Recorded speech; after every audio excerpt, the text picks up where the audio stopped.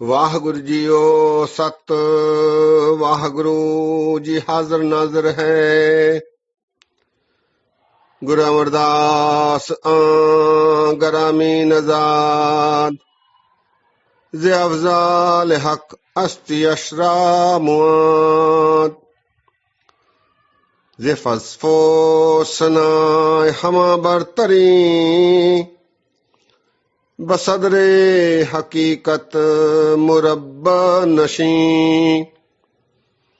जहां रोशन अज नूर अरशाद ऊ जमीनो जमा गुलशन अजदाद ऊ दो आलम गुलामश चे हसदे हजार फजालो करामश फजों अज शुमार दो आलम गुलामश चे हसदे हजार फजालो करामश फजों अज शुमार। सत्कारयोग सत्संगियो वाहिगुरु जी का खालसा वाहिगुरु जी की फतेह। आज हम उस महान अवतार पुरुष के बारे चर्चा करने जा रहे हैं जिन्होंने 60 बरस की उम्र में 11 बरस तक 9 मील दूर प्रतिदिन चलते हुए अपने गुरु को स्नान कराने के लिए नदी से पानी लाया करते थे। ऐसे महान गुरु जिन्होंने ऐसी सेवा की घालना घाली है, श्री गुरु अमरदास जी महाराज, जिन्होंने 72 वर्ष की उम्र में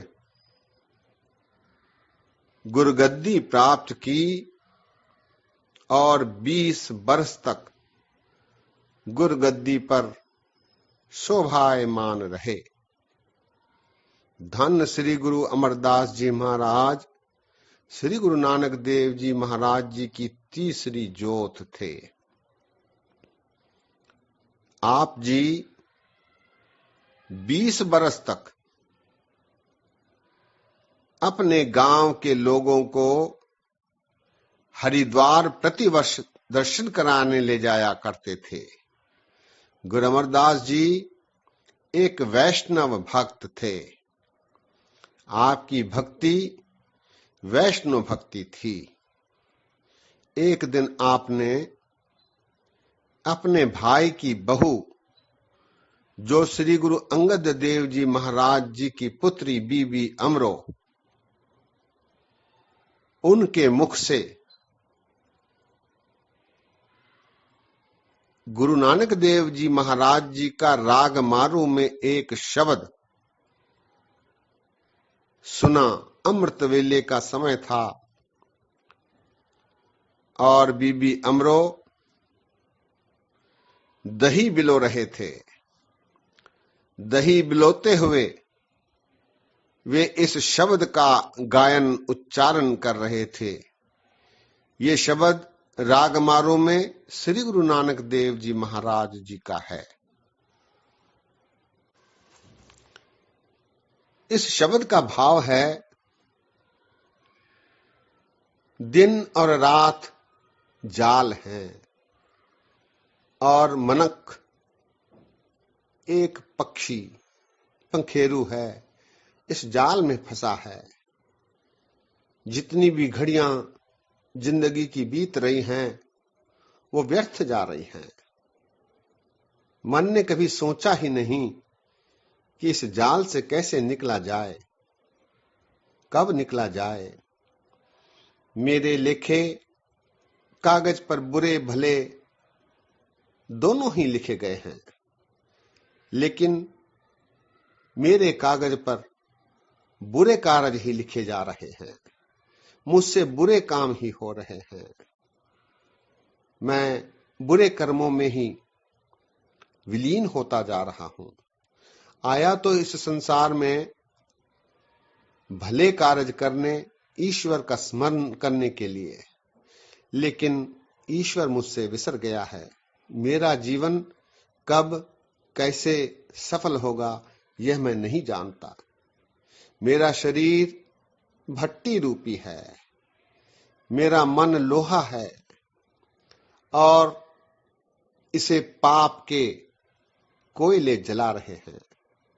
इनमें से 5 विकार, काम, क्रोध, लोभ, मोह, अहंकार आदि की लटें निकल रही हैं। मन पूरी तरह जल चुका है। यदि पारस रूपी गुरु अपना नाम मुझे दे, मुझ पर कृपा करे, तो मेरा लोहा रूपी मन सोने में बदल सकता है। इस प्रकार की भावना, इस प्रकार के भाव मारू राग में, इस शब्द में हैं जो गुरु नानक देव जी महाराज जी के द्वारा रचे गए हैं। इस शब्द का गायन बीबी अमरो जी कर रही थीं। शब्द हाजिर है। करनी कागद मन मसवाणी, बुरा भला दोय लेख पए, ज्यों ज्यों किरत चलाए त्यों चलिए, तो गुण नाही अंत हरे। चित चेतस की नहीं बावरिया, हरि बिसरत तेरे गुण गलिया रहाओ। जाली रैन जाल दिन हुआ, जेती घड़ी फाही तेती, रस रस चोग चुगै नित फासै, छूटस मूड़े कवन गुणी। काया आरन मन विच लोहा, पंच अगन तित लाग रही, कोयले पाप पड़े तिस ऊपर, मन जलिया सन्नी चिंत भई। भया मनोर कंचन फिर होवे, जे गुर मिलै तिनेहा, एक नाम अमृत ओह देवै, तो नानक तिष्ठस देहा। एक नाम अमृत ओह देवै, तो नानक तिष्ठस देहा। इस शब्द को गुरु अमरदास जी ने जब सुना, उन्हें ऐसे प्रतीत हुआ जैसे चातक पक्षी को स्वाति नक्षत्र के बूंद की प्राप्ति हो गई हो। वो अत्यंत प्रभावित हुए। उन्होंने अपनी बहू से याचना की कि मुझे ऐसे गुरु के पास ले चलो जिन्होंने इसकी रचना की है। और इस प्रकार गुरु अमरदास जी गुरु अंगद देव जी के पास पहुंचे। जब उनके दर्शन हुए तब अमरदास जी गुरु अंगद देव जी के ही हो गए, वहीं रहने लगे।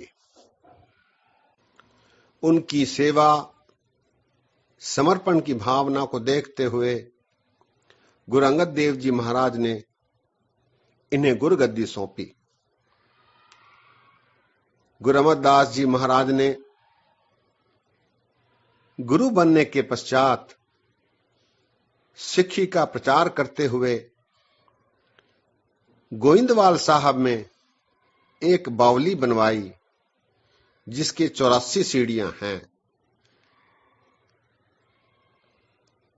और सिक्खी के प्रचार के लिए सारे देश विदेश में 22 मंजियां स्थापित की, जिनमें स्त्रियों को भी मुखिया बनाया गया। गुरु और भक्तों की वाणी को एक रूपता देकर उन्हें पोथियों में लिखवाने का काम अपने पोते संसराम मोहन जी के पुत्र से करवाई, जिसे मोहन की पोथियां कहा जाता है। गुरु अमरदास जी महाराज ने गुरु ग्रंथ साहब जी में 18 रागों में 907 शब्द रचे। इनमें पदे, चौपदे, अष्टपदी, सोलहे, छंत, श्लोक, पौड़ी आदि हैं। इनकी स्वतंत्र वाणी गुजरी की वार, सूही की वार, रामकली की वार और मारू की वार है। 4 वारें महाराज ने लिखी। पट्टी, अलाहणियां, सतवारे, आनंद, इन सिरलेखों से महाराज ने वाणी रची।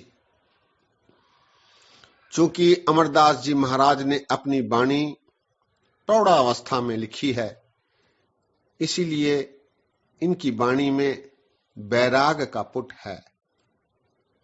वैरागमयी वाणी संसार में रहकर अप्रभावित रहने वाली वाणी गुरु अमरदास जी ने रची।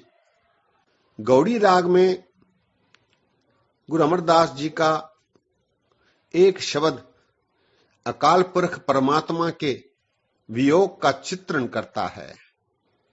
शब्द है, मिल मेरे प्रीतमा जियो, मैं तुझ बिन खरी निमानी। मैं नैनी नींद न आवे जियो, भावे अन्न न पानी।